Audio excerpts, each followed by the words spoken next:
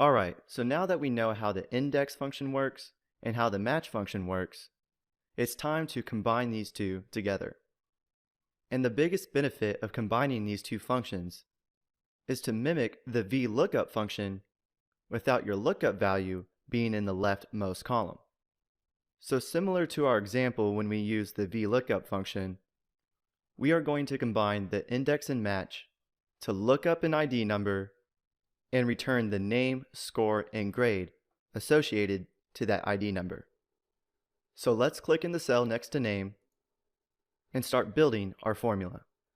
So we need to start with the equal sign, and the first function that we are going to use is the index function. Now the first argument within the index function is the array, and the array is the entire table. So when you see index, just think of selecting your entire table. I'm going to make this range an absolute reference by clicking F4 on my keyboard, and then comma to move on to our next argument. So now our index function is asking for the row number. Well, we're not actually going to know which row number that the ID that we're searching for is going to be in. So this is where we can include the match function. Because remember, the match function returns a numeric position, and the index function uses those numeric positions to return a value. So for our first argument in our match function, we need to select the lookup value, which is the ID cell. Then let's make this an absolute reference because this lookup value is going to remain constant. Then put a comma. Now the second argument for the match function is the lookup array. And remember, for the match function, the lookup array can only be a single column or a single row. So we want to tell this function to look for the ID number within the ID column. And then we can also make this an absolute reference. Then insert a comma, and for the match type, we want an exact match, so we can put in a 0. So that's the end of the match function. So we can put in close parentheses, and now we're back in the index function.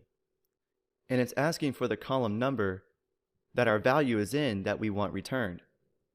So since we are trying to return the name associated to this ID number, we can put 2, because the name column is the second column within our table. And then we can put close parentheses. And if we click enter, and then search for an ID number, we can select 119, and our formula return Jack, because in our list, Jack is associated to 119.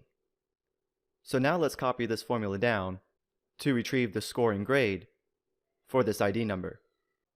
So if we click our cell that contains our formula, drag down our fill handle, what we need to do now is go into these formulas and change the column number.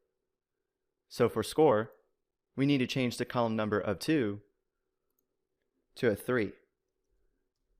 And then for grade, we need to change it to a 4, because the grade column is the 4th column in our table. Click enter. So now we're able to see that for the ID number of 119, the student's name is Jack, he scored a 95 and received an A. And if we change this ID number, the formulas will update. So like I said before, the reason to use the index and match functions combined, because it overcomes the limitation of the VLOOKUP function that requires our lookup value to be in the leftmost column. And this is just the beginning of the potential of the index and match function. In the next video, I will show you how we can edit this formula and show how we can make this formula more dynamic so we don't have to come into each cell and change the column number.